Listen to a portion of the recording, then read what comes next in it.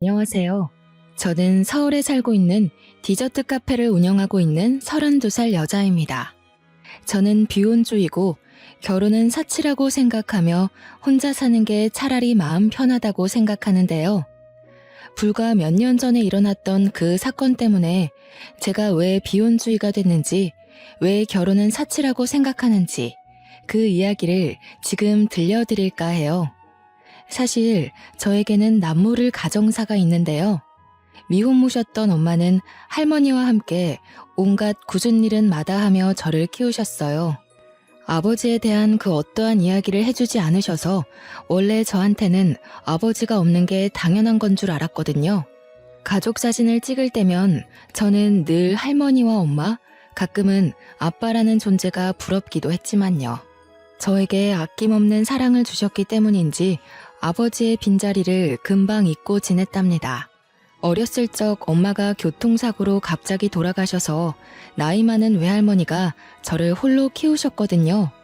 할머니는 엄마 아빠 없이 자란 티 나면 안 된다며 부족함 없이 키우시려고 식당에서 일도 하시고 밤에 잠도 못 주무시며 집에서 종이를 접는 부업까지 하시면서 저를 뒷바라지 해주셨습니다.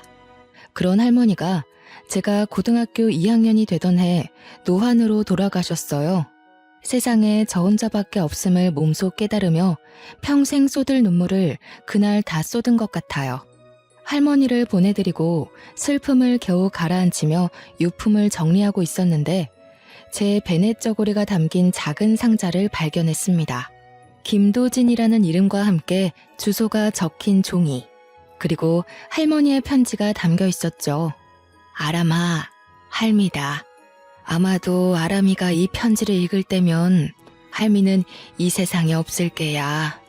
이 할미가 너를 두고 떠나서 미안하고 앞으로 힘들게 살아갈 생각을 하면 가슴이 찢어진단다. 살다가 정말 힘이 들 때면 죽고 싶을 정도로 힘이 들 때 꾹 참고 빨간 주머니 안에 있는 사람을 찾아가려무나 너에게 도움이 될 게야. 이렇게밖에 이야기해 줄 수 없어서 그것 또한 미안하구나. 사랑한다, 우리 강아지. 며칠의 시간이 지나고 겨우 조금씩 안정을 되찾았어요. 그도 그럴 것이 이제 정말 저 혼자 살아가야 했기에 정신을 바짝 차릴 수밖에 없었거든요. 엄마와 할머니는 일가 친척도 없었던 터라 앞으로는 저 혼자 먹고 살아야 했기에 어떻게 해야 할지 막막했어요. 그 작은 박스는 장롱 구석에 더 열어볼 겨를도 없이 장롱 속 깊숙이 처박아두고 점점 잊고 살게 되었죠. 할머니가 남겨주신 엄마의 사망보험금과 일을 하시며 어렵사리 조금씩 모아두신 2천만 원이라는 돈으로 남은 고등학교 학비와 방세를 내며 지낼 수 있었어요. 다행히 제 사정을 아는 구청 직원의 도움으로 구청에서는 쌀과 반찬을 지원해 주시고 하셨고요. 학교에서도 어려운 형편의 학생들을 지원해주는 제도가 있어서 다행히 학비의 일부를 감면받을 수도 있었죠. 평소에 할머니와 자주 왕래하던 이웃집 할머니들도 저에게 밥을 먹으러 오라며 살뜰히 챙겨주신 덕에 저는 밥 잘 먹고 무탈하게 생활할 수 있었습니다. 그렇게 혼자서 어렵사리 생활을 하며 고등학교 3학년이 되던 봄, 예비 남편을 만나게 되었죠. 예비 남편은 학교에서 알아주는 모범생이었어요. 예비 남편은 대대로 변호사, 검사, 판사를 배출한 법조계 집안이었습니다. 엄격한 집안 규율과 강압적인 분위기에 휩쓸려 공부를 해야만 했죠. 부잣집 도련님 같지 않게 다정다감한 말투와 세심하고 배려 있는 행동까지. 아니나 다를까 학교에서는 예비 남편의 팬클럽이 생길 정도로 인기가 자자했죠. 몸에 배인 매너하며 생긴 것도 이목구비도 뚜렷하게 생겼고 말 그대로 백마탄 왕자님 그 자체였습니다. 마치 텔레비전에 나오는 연예인을 보는 느낌이랄까. 누가 봐도 반할 수밖에 없는 사람이었죠. 제가 감히 넘볼 수 없는 문턱 같았지만 옆자리 짝꿍까지 되다 보니 이야기를 많이 하게 되었고 서로 호감이 생겨 사귀게 되었죠. 나도 처음에는 강요하는 부모님이 싫었어. 근데 생각해보니 다 이유가 있더라고. 그렇게 하지 않으면 과연 지금의 내가 있었을까 싶기도 해. 우리 부모님도 그러셨겠지. 그래서 나는 꼭 부모님 기대에 부응하는 훌륭한 법조인이 될 거야. 다운이 너도 알겠지만 나는 부모님도 안 계시고 대학을 공부할 형편이 되질 못해. 그래서 나는 바로 취업 준비를 할 거야.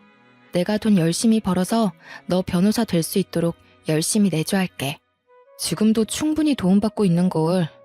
나 공부 때문에 스트레스 받을 때 너랑 대화하고 나면 신기하게 괜찮아진다? 그래서 늘 마음의 빚을 지고 있는 것 같아. 항상 고맙게 생각해. 내가 변호사 돼서 너 사모님 소리 듣게 해줄 거야. 믿어줄 거지? 말이라도 고마워. 당연히 믿지. 그리고 우리 사이에 빚이라는 말은 하지 말자. 내가 해줄 수 있는 유일한 건데 당연히 그렇게 해줘야지. 힘들고 지치면 언제든지 나한테 기대도 좋아. 내가 늘 옆에 있어줄게. 그렇게 예비 남편은 대한민국에서 알아주는 내노라 하는 대학의 법학과로 진학을 하게 됐어요. 저는 앞으로 먹고 살 것이 더 큰 문제여서 저에게 대학 진학은 사치였고 대학을 생각할 겨를이 없었죠. 대학 등록금이며 학비, 생활비를 감당할 여유가 없어서 저는 닥치는 대로 돈을 벌어야 했습니다. 나이가 어리다는 이유로, 사회 경험이 부족하다는 이유로 번번이 면접에서 탈락하곤 했지만 우연히 좋은 기회로 한 디저트 카페에 취직이 되었고 이 디저트 카페에서 일한 것을 우연으로 저는 디저트, 커피 분야에 관심을 갖게 됐습니다. 시간이 흐르고 예비 남편은 대학 졸업하고 사법고시를 준비하게 됐어요. 엄격한 집안이라 사법고시를 준비하는 기간에는 오로지 고시에 몰두하라며 다른 요인에 방해받지 않게 집에서 교육비 이외의 금전적인 지원을 모두 끊어버렸습니다. 그래서 저는 아르바이트를 하며 모은 돈을 예비 남편에게 주며 이것으로 생활하고 보태주었죠. 어러머, 내가 정말 면목이 없어. 내가 어떻게 이 돈을 받니? 내가 정말 사법고시에 보란듯이 합격하면 부모님한테 너부터 인사시킬 거야. 우리 이 시기만 무사히 지나면 결혼하자. 약속할게. 다운아, 그렇게 생각해주는 건 고마운데 지금은 고시에 합격하는 게 중요하니까 너는 공부만 해. 내가 어떻게든 옆에서 열심히 뒷바라지 할 테니까 부모님 기대 저버리지 말고 열심히 해. 그래야 부모님도 기쁘고 나도 기쁘지. 힘들어도 조금만 고생하자. 응? 이제 다음 주부터는 본격적으로 강의도 듣고 해야 해서 바빠질 텐데 더 바빠지기 전에 우리 부모님한테 인사나 먼저 드리자. 사법고시 끝나고 어느 정도 안정되면 날짜 잡고 결혼하겠다고 말씀드리자고. 말 나온 김에 이번 주 주말 우리 집에 인사드리러 가는 거 어때? 부모님도 분명 좋아하실 거야. 사법고시를 준비하며 예비 남편은 부모님께 저를 미리 소개시켜주기 위해 식사 자리를 만들었죠. 저는 처음으로 소개하는 자리다 보니 상당히 긴장되고 가슴이 떨려 죽는 줄 알았답니다. 그렇게 옷가게에서 평소 잘 입지도 않던 단정하고 깔끔한 원피스까지 구매해가며 약속 장소로 나갔어요. 예비 시어머니는 저를 위아래로 훑어보시더니 상당히 화가 난 표정을 지으셨고 시아버지는 그저 아무 말 없이 찻잔만 들었다 놨다 할 뿐이셨습니다. 어색한 분위기 속에 식사를 하고 예비 남편이 잠시 화장실을 간다며 자리를 비웠는데 예비 시어머니가 이때다 싶어 저에게 말을 건네시는 겁니다. 예, 너처럼 보잘것없는 애가 우리 다운이 짝으로 가당키나 하니? 너는 도대체 무슨 염치로 우리 다운이랑 붙어있는 거야? 없이 사는 것도 정도 것이지 돈 냄새 맡고 콩고물이라도 주워 먹으려고? 어림도 없는 소리 마라. 너는 우리 집안과 어울리지 않아. 어머니, 저 다운 씨 많이 사랑하고 있어요. 제가 다운 씨한테 많이 부족한 건 사실이지만 그만큼 제가 내조 잘할게요. 제가 더 노력할 테니 너무 밉게만 보지 말아주세요. 화장실에서 돌아온 예비 남편은 분위기가 이상한 걸 느끼긴 했지만 저는 별다른 내색을 하지 않았어요. 공부도 해야 하는데 제가 이런 이야기까지 하면 더 미운 털이 박힐 것 같았기 때문이죠. 예비 남편이 괜히 저 때문에 다른 일에 신경 써야 하는 상황 자체를 만들고 싶지 않았어요. 그저 저만 참으면 될 일이었지만 저도 사람인지라 상처가 되긴 하더라고요. 그래도 어쩌겠어요. 제가 사랑하는 예비 남편이고 많이 노력해야겠지만 사랑하면 그만 아닌가요?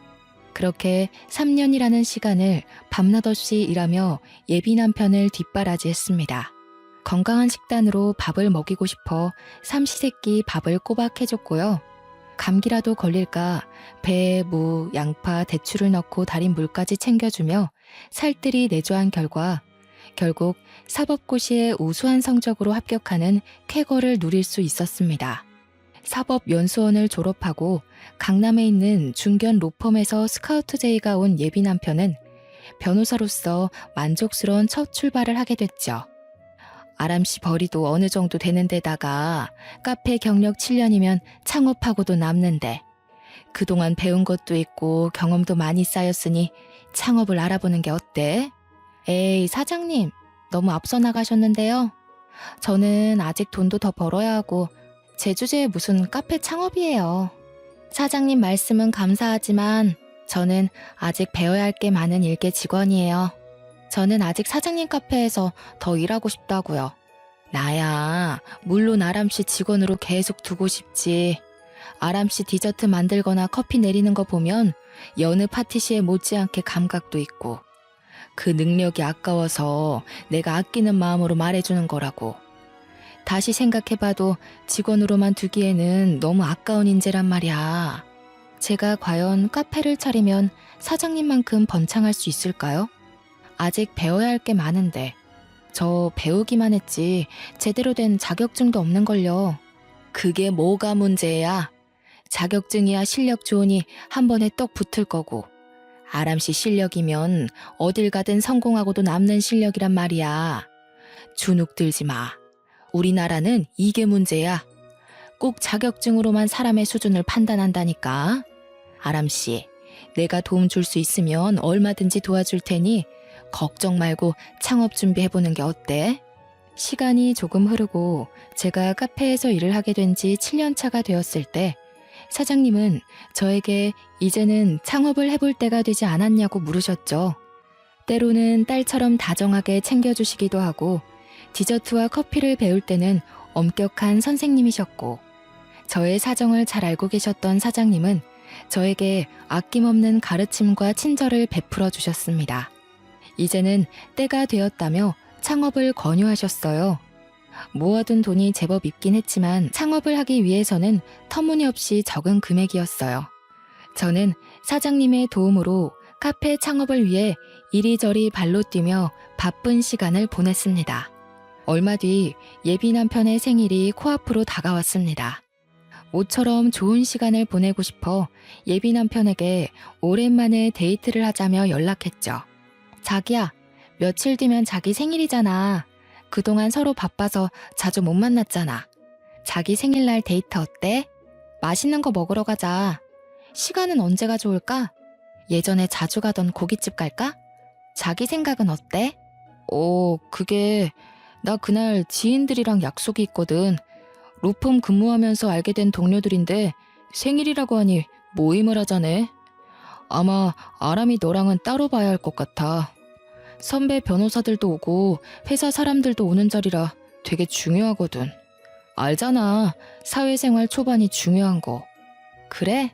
어차피 생일이니까 자기 동료들이랑 같이 보면 좋지 않을까? 나는 딱히 불편하진 않은데. 같이 봐도 상관없을 것 같은데 서로 인사도 하고 말야. 자기 생일이라 모이는 거라며. 약속 장소 알려주면 내가 그날 그리로 갈게. 아니, 아람아. 내가 그날 동료들이랑 먼저 약속했다고 했잖아.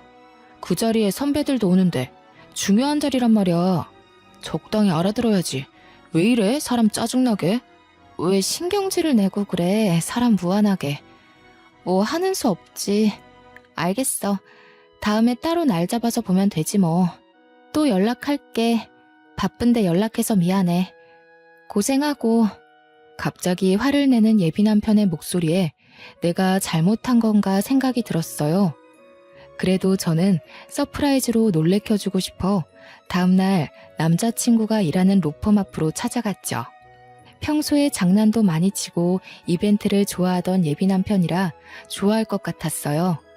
제가 직접 만든 귀여운 모양의 쿠키와 케이크, 여러 가지 디저트와 커피를 사들고 기다렸습니다. 점심시간이 끝나갈 무렵이었는데 저 멀리 예비 남편이 걸어오는 거 아니겠어요? 저는 반가운 마음에 다운 씨라고 소리치고 손을 흔들며 아는 척을 했죠. 그러자 빠른 걸음으로 달려오더니 저에게 호통을 치더라고요. 조용히 해. 여기가 어디라고 그렇게 크게 소리를 지르는 거야? 왜 연락도 없이 갑자기 찾아온 거야? 일 때문에 밥도 겨우 먹는데 연락이라도 좀 하고 오지 그랬어. 사람을 참 난감하게 만드네.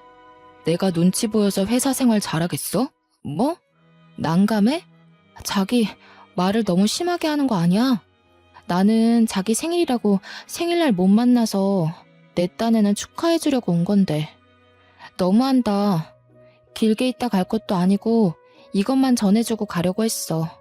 그리고 왜 이렇게 사람이 딱딱해? 내가 그렇게 잘못한 거니? 왜 연락도 없이 왔냐며 면전에 대고 버럭 화를 내며 이야기를 하는 통에 약간의 실랑이를 하게 되었어요. 그러다 손에 들고 있던 커피와 디저트를 땅에 떨어뜨리고 말았죠.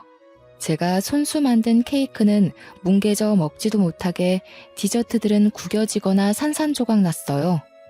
심지어 쏟아진 커피와 섞여진 탓에 형체를 알아볼 수 없었죠. 너무 민망했습니다.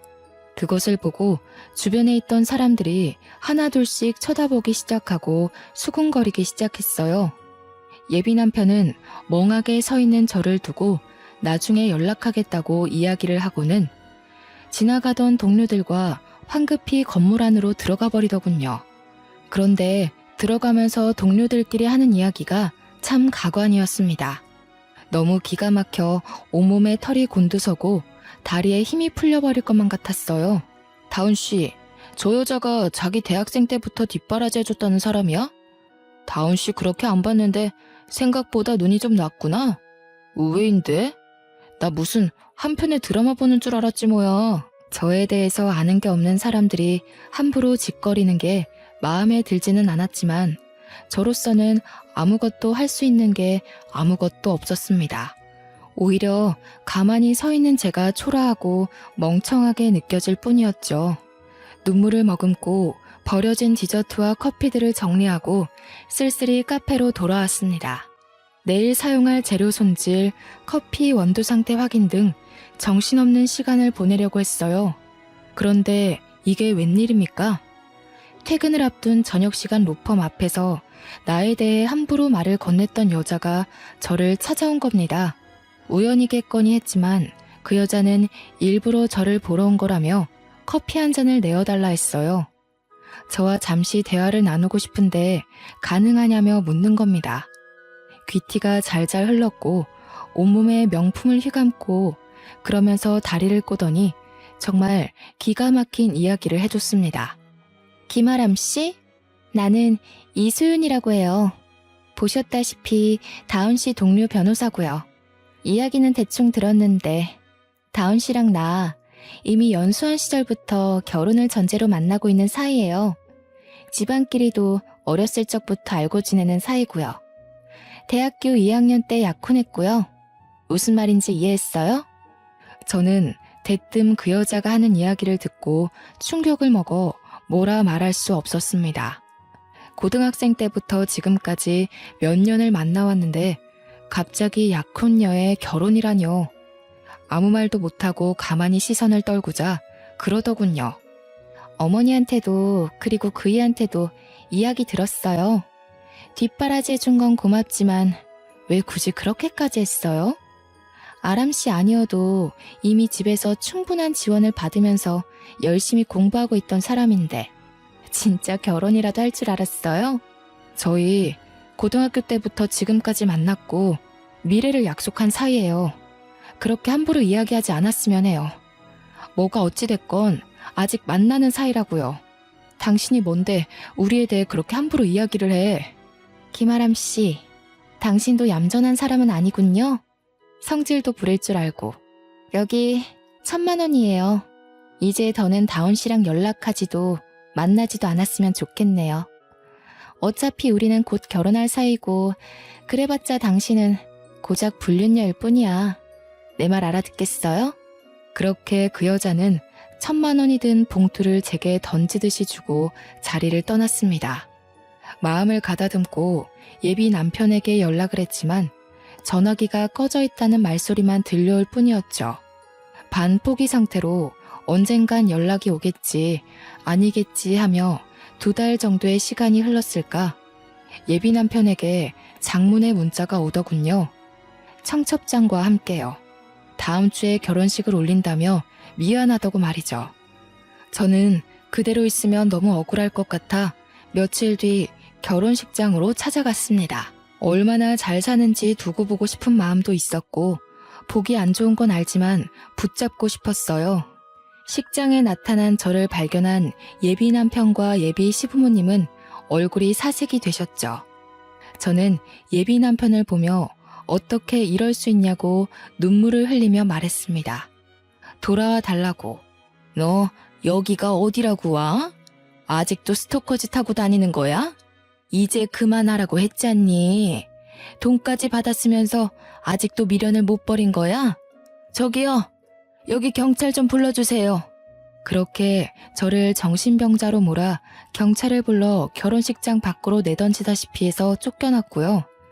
졸지에 전 남친을 스토킹하며 결혼식까지 찾아온 미친년이 된 저는 비참해진 제 모습을 보며 겨우겨우 집으로 돌아왔어요.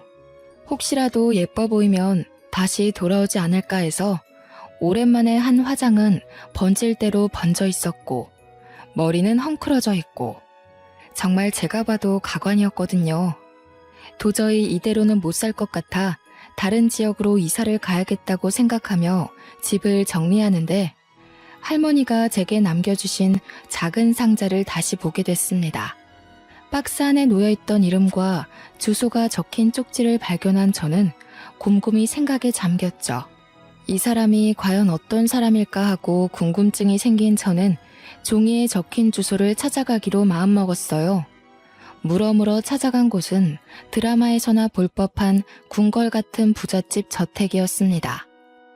조심스레 초인종을 눌렀는데 어떻게 왔냐는 물음에 제 이름을 대며 김도진이라는 분을 만나 뵈러 왔다고 하니 문을 열어주더군요. 집 안으로 들어서니 중후하고 인자한 모습의 중년 부부가 앉아 있었어요. 누가 나를 찾아왔다길래 손님이니까 일단 들어오라고 했어요. 나를 어떻게 아는 분인가요? 저는 김아람이라고 합니다. 저희 엄마 성함은 이선영이고요. 저는 어릴 적 엄마가 돌아가셔서 부암동 근처에서 할머니가 홀로 저를 키워주셨어요. 이사를 가기 전에 짐 정리를 하며 할머니 유품을 살펴보는데 이름과 주소가 적힌 종이가 있었습니다. 잠시만, 누구라고요? 엄마 이름이 이선영. 그럼 그럼 아가씨가 내 딸이란 말인가? 세상에 이럴 수가, 어떻게 이런 일이? 네, 엄마 성함은 이선영이고요. 어머니는 제가 어렸을 때 사고로 돌아가셨는데 할머니와 둘이 살았고 할머니도 제가 고등학생 때 돌아가셔서 지금은 저 혼자고요. 저희 어머니와 아시는 분인가요? 차 한잔을 하며 제 이름과 엄마 할머니의 이야기, 살던 곳의 이야기를 하니 가만히 듣던 중년 남성이 찻잔을 떨어뜨리며 소리 없이 눈물을 흘리는 거 아니겠어요? 알고 보니 그 중년 남성은 바로 제 친아버지였던 거예요. 저는 제 눈앞에 펼쳐진 놀라운 사실에 충격을 받아 쉽사리 마음을 진정시킬 수 없었어요. 친아버지라는 분이 계속 말씀을 이어나가셨어요. 엄마는 아버지와 대학 시절 만나 너나 할 것 없이 사랑에 빠지셨대요. 아버지 집안에서는 가진 것 없고 부족함이 많은 엄마를 완강히 반대하셨답니다. 두 분을 만나지 못하게 하려고 아버지는 반강제로 군대를 가게 되셨고 전역을 하자마자 숨 쉴 틈도 없이 경영 수업을 받기 위해 미국 유학길에 오르셨어요. 엄마는 당시 저를 임신하고 있었고 이 사실을 처음에는 알리려 했으나 자신 때문에 미래가 창창한 사람 발목 잡히게 할 수는 없다며 할머니와 함께 조용히 저를 낳아 기르신 거였고요. 내가 한국으로 돌아와서 너희 엄마를 다시 만나려 얼마나 애썼는지 모른다. 사람을 시켜 겨우 선영이가 있는 곳을 알아내 찾아갔지만 할머니가 엄마는 없다며 절대 못 만난다고 나를 막으셨지. 그동안 한 번도 엄마나 할머니께 아버지에 대한 이야기를 들은 적이 없어요. 저는 지금 이 상황 자체가 엄청 당황스럽네요. 정말 제 친아버지가 맞으세요? 미안하다. 선영이한테 딸아이가 있다는 사실은 나중에 알게 됐단다. 다시 찾아간 뒤에는 이미 흔적도 없이 이사를 가버린 뒤였어. 어떻게든 선영이를 만나려고 수소문했다. 우연히 대학 동창 녀석이 얼마 전에 선영이 장례식에 다녀왔다며 이야기하길래 그 길로 어렵사리 다시 찾아갔지. 그때는 또 이미 죽고 없는 사람 뭐하러 찾느냐며 매몰차게 대하시더구나. 몰랐던 사실을 알게 된 저는 정말 혼란스럽기 그지없었죠. 할머니께서도 살아생전 저에게 아버지에 대한 이야기 해주신 적도 없고 갑자기 나에게 친아버지가 생긴 터라 어찌할 바 몰라 그저 어버버하고 멍한 표정을 짓는 게 전부였습니다. 힘들고 어렵게 살던 시절이 생각나 화가 나기도 했지만 돌아가신 엄마와 할머니가 생각나 서글프기도 했습니다. 내가 먼저 널 찾아갔어야 했는데 미안하구나. 이제라도 아버지 된 도리를 하고 싶은데 너만 괜찮다면 이 집으로 들어와서 살지 않겠니? 내가 그동안 해주지 못해 죄스러운 마음뿐이란다. 지금까지 저 혼자 잘 살아왔으니 앞으로도 혼자 살 거예요. 평생 아는 척도 안 하다가 다 죽고 없으니까 이제 와서 아버지 노릇하고 싶으신 거예요? 다 필요 없어요. 혼란스러운 시간이 지속되던 어느 날 일하는 카페로 아버지가 찾아오셨습니다. 같이 살지 않아도 되니 그동안 못다한 아버지 노릇을 하게 해달라며 계좌로 5억이라는 돈과 강남의 건물을 증여한다는 서류, 그리고 한도 없는 카드를 주셨죠. 사고 싶은 것, 먹고 싶은 것, 이것저것 원하는 것 모두 하라시는데 어떻게 돈을 써야 하는지 큰 돈을 본 것도 처음이라 그저 눈만 꿈뻑꿈뻑 할 뿐이었어요. 제가 면전에 대고 너무할 정도로 화를 내고 온 것 같아 죄송하다 사과드리고 마음은 감사하지만 절대로 받을 수 없다며 한사코 거절 의사를 밝혔습니다. 그동안 고생했던 시간을 되돌아보며 이대로는 살 수 없겠다 생각했죠. 돌아가신 엄마나 할머니도 더 이상 제가 힘들게 사는 것을 바라지는 않으셨을 테니까요. 그렇게 아버지께 받은 재산으로 디저트 카페 창업을 위해 알아보러 바쁘게 다니기 시작했습니다. 아버지는 아직 나이도 어리니 창업도 좋지만 해당 분야에 대해서 공부를 조금 더 해보는 것이 어떠냐 하시며 프랑스로 유학을 보내주셨어요. 저는 이별의 슬픔을 잊기 위해 앞으로의 미래를 생각하며 좋은 기회로 프랑스 파티시의 육성 전문기관으로 2년간의 유학을 떠나게 되었습니다. 2년 뒤 유학을 마치고 돌아와 제 이름을 걸고 시작한 카페는 인터넷에서 연예인과 사람들이 많이 찾는 유명한 맛집으로 소개될 정도로 성공적이었습니다. 물론 아버지의 도움이 컸고 예비 남편이 다녔던 회사 근처라 조금 찝찝하긴 했지만 전 어렵사리 이룬 제 꿈을 위해 다른 사람의 눈치를 볼 겨를이 없었거든요. 강남에 증여받은 건물 1층에 카페를 차렸는데 맛집으로 소문이 나며 인터넷으로도 많이 알려지게 됐죠. 어느 날 매장을 정리하고 있는데 예비 남편이었던 사람이 찾아왔습니다. 아람아, 그동안 잘 지냈어? 많이 변했네. 그렇게 원하던 카페도 차리고. 이제 와서 하는 말이지만 우리 다시 시작해보면 안 될까? 너 그렇게 보내고 나 정말 많이 후회했어. 이제라도 날 다시 봐줄 수는 없겠니? 뭐? 야, 이다운. 너 여기가 어디라고 감히 찾아오고 난리야. 그렇게 매몰차게 너 10년 가까이 뒷바라지 해준 여자 버리고 나서 돈 많은 집 여자랑 결혼할 땐 언제고 왜 이제 와서 나랑 다시 시작하재? 너 지금 나랑 불륜하자는 거니? 미친 거 아니야? 내가 정말 미안해. 내가 잘못했어. 그 여자와 결혼하고 나서 나 너무 힘들었어. 그 여자네 회사 도와주다가 우리 집도 망하고 나 지금 로펌에서도 잘려서 많이 힘들다. 기댈 곳이 없어. 나랑 다시 시작해줄 수 없겠어? 알고 보니 그 여자 집안이 금융업에 종사하고 있었는데 비자금 횡령 혐의로 구속됐다는 거예요. 예비 남편의 집안도 비자금 횡령에 가담했다는 혐의를 받아 예비 시아버지가 법정 구속되어 쑥대밭이 되었다고 하는 거 아니겠어요? 물론 전 예비 남편과 그 여자는 변호사의 품위유지 의무 위반으로 징계를 받아 로펌에서 잘려 변호사로서 활동할 수 있는 명분도 사라지게 되었다고 합니다. 저는 가만히 듣다 받을 벌을 마땅히 받은 거라며 소리치고 가게 밖으로 내쫓아 버렸어요. 예비 남편은 다시 재결합하자고 잘못했다며 며칠을 찾아와 빌고 또 빌더라고요.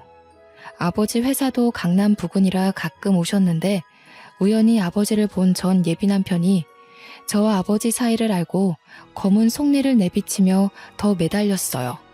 사람이 돈 앞에서 그렇게 비굴해지는지 처음 알았어요. 제가 예비 남편을 보는데 정말 처량하고 없어 보였거든요. 아직 아버지는 이 상황을 모르고 계셨지만 저는 시도 때도 없이 찾아오는 그 사람을 더는 두고 볼 수 없었습니다. 어려울 때 사람 버리는 거 아니라고. 필요할 때 실컷 뒷바라지 해주니 쓸모 없어지니 버려. 내가 말을 안 해서 그렇지.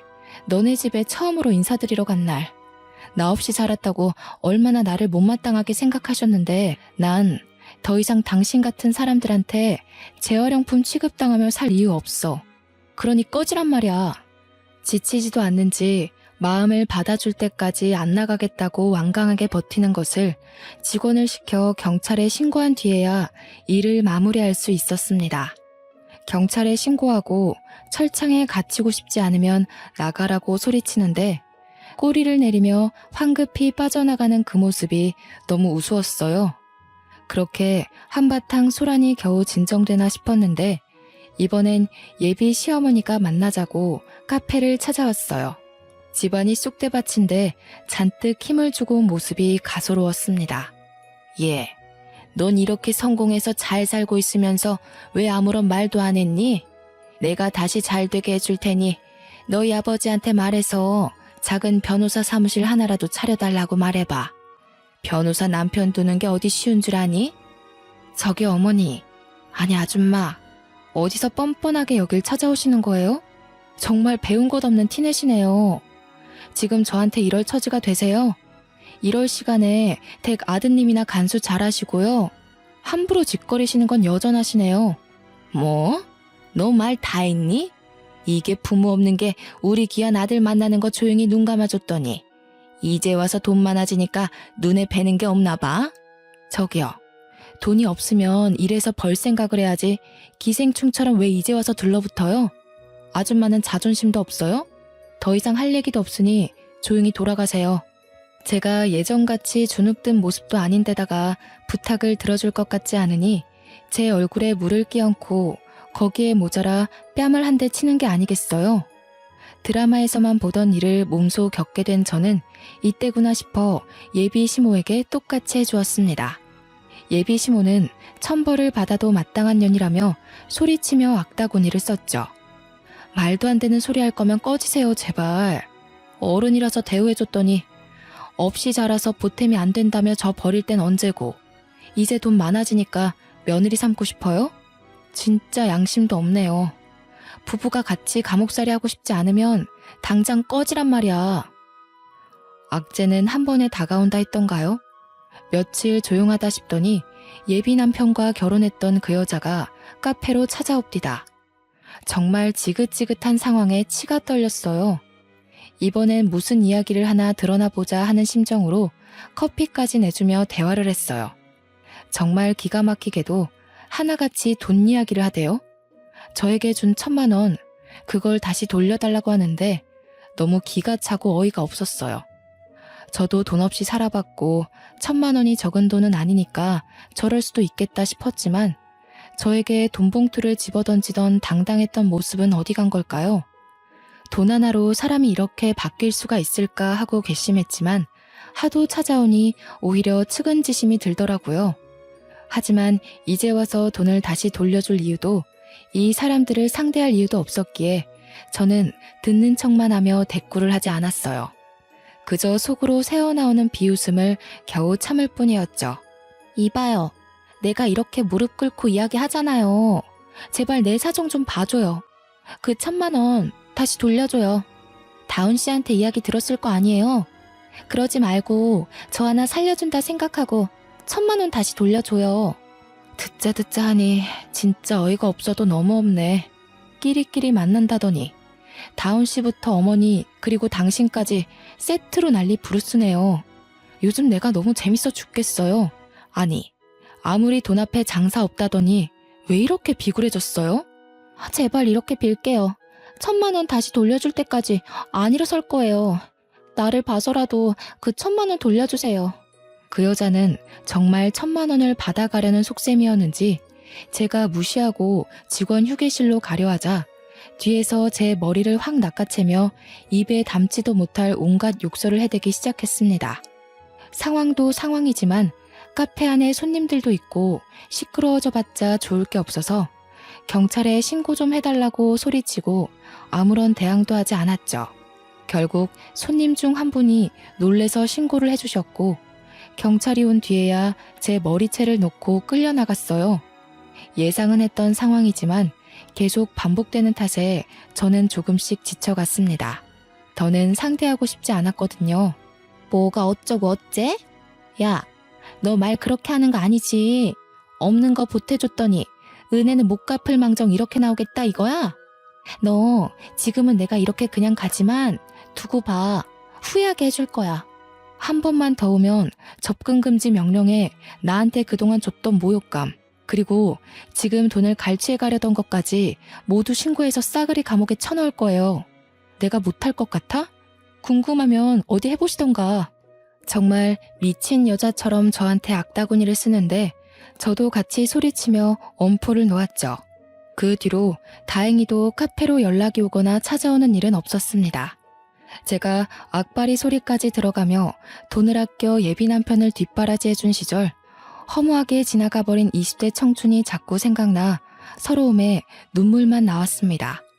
그 뒤로도 예비 남편은 잊을만 하면 연락을 하고 카페 앞으로 자꾸 찾아오는 통에 업무가 방해가 되어 도저히 안 되겠다 싶었어요. 우선 카페에 있는 CCTV 기록 내용을 모두 다운받아서 증거로 모았습니다. 그들을 업무 방해죄, 모욕죄, 협박죄 등의 명목으로 고소를 진행하기로 결정했고요. 아버지는 모르고 계셨던 일이지만 저 혼자만으로는 안 될 것 같아 결국 말씀을 드렸어요. 아버지는 노발대발하시며 그들을 당장 잡아 감옥에 쳐넣겠다고 화를 내셨죠. 아람이 너는 그동안 왜 말을 안 하고 있었니? 이 아버지가 뒤에 있는데 뭐가 무섭다고 혼자 끙끙대고 있었어. 내 이것들을 그냥. 김비서, 당장 집으로 김 변호사 오라고 해. 당장. 아버지의 회사의 고문 변호사님을 통해 할 수 있는 모든 법적 조치를 취하기로 했습니다. 추가적으로 경찰에 접근 금지 명령도 요청했고요. 각각 집행유예, 벌금형 선고받았는데 자신들한테 너무한 거 아니냐며 저를 명예훼손으로 고소할 거라고 난리를 치더라고요. 돈에 허덕이며 버티던 그들은 먹고 살 여윳돈마저 없어지는 상황에 처하게 됐죠. 저에게 찾아와 앞으로 착하게 살 테니 고소를 취하해달라며 무릎 꿇고 빌더라고요. 그렇게 어느 정도 시간이 흐른 뒤 카페도 안정을 찾아가게 됐습니다. 주변 맛집, 인테리어 맛집으로 소문이 났어요. 의류 쇼핑몰 잡지사에서 사진 촬영을 하러 장소 협찬을 하기도 하고요. 유명 연예인들도 많이 오는 핫플레이스로 자리 잡게 되었죠. 오랜만에 아버지 집에 들러 식사를 하던 중이었어요. 아람아, 이제 어느 정도 자리를 잡아가고 있으니 결혼을 생각해보는 게 어떠니? 나이도 나이인지라 30 되기 전에 하면 좋을 것 같은데 원한다면 좋은 자리로 알아봐 줄까? 아버지도 아시겠지만 저는 결혼의 뜻이 없어요. 아직까지는 저 혼자가 좋아요. 일을 하는 것도 재밌고 많이 즐겁거든요. 차라리 저 혼자 잘 먹고 잘 사는 게 제일 좋은 것 같아요. 아시잖아요, 아버지도. 가족이라는 울타리도 인생을 살아가는 데 있어서 안정감을 찾는 데는 제격이지. 언제나 너의 뜻을 존중해 주마. 혹시라도 생각이 바뀌면 말해주렴. 좋은 혼처를 알아볼 테니. 네, 그럴게요. 말씀만으로도 감사드려요. 그동안 어떻게 지냈든 앞으로는 저만을 위하며 살아보고 싶어요. 감사합니다. 물론 마음이 맞는 좋은 사람이 나타나면 생각이 달라질 수도 있겠지만 지금 제 선택에 있어 후회는 없습니다. 아, 그들은 어떻게 됐냐고요? 물론 그들과 사이좋게 합의하고 고소는 없던 일로 하며 잘 지낼 수 있었지만 저는 그들을 용서하지 않기로 했답니다. 아버지도 나중을 생각해서라도 가만두면 안 된다고 하셨어요. 분명 언제든 다시 덤벼올 것이라면서요. 결국 고소를 취하지 않았고 저는 정신적 피해 보상을 요구하는 소송도 제기했습니다. 허무하게 지나가버린 제 20대 청춘을 돈으로 가치를 매길 수 없었지만 그들에게 어떤 방법으로든 보상을 받고 싶었거든요. 그들은 집행유예를 선고받은 이후에도 저 몰래 카페에 찾아와 행패를 부리다 직원이 신고를 해 결국 가중처벌되어 법정 구속이 됐고요. 현재 두 모자와 그 약혼녀는 감옥에서 행복하게 살고 있을 겁니다. 지금 생각해보면 어렸을 적부터 지금까지 제 인생은 정말 파란만장했던 것 같아요. 다시는 생각하기 싫은 기억이지만 이 또한 인생의 가르침 아니겠어요? 저는 당분간은 카페를 운영하며 체인점도 내볼 생각입니다. 조금 바쁘게 지내보려고요. 제가 가장 좋아하는 명언이 있어요. 여러분들에게도 들려주고 싶네요. 이 슬픈 세상에서 슬픔은 누구에게나 찾아온다. 슬픔을 완전히 해소할 수 있는 방법은 시간밖에 없다. 사람들은 시간이 지나면 괜찮아질 것이라는 사실은 당장에 깨닫지 못한다. 그러나 이것은 실수다. 우리는 반드시 다시 행복해진다. 에이브러햄 링컨의 명언인데요. 제가 제일 좋아하는 말이기도 합니다. 아무리 고난과 시련이 닥쳐도 슬픔이 내게 다가와도 결국 시간이 지나면 사라지기 마련이죠. 앞으로 누구보다 열심히 살며 지난 과거는 다 잊고 미래의 저를 위해 행복하게 살아가 보려 해요. 저는 반드시 행복해질 거거든요. 저의 긴 사연을 읽어주셔서 감사드리며 여러분의 앞날도 앞으로 행복한 일만 가득했으면 좋겠습니다.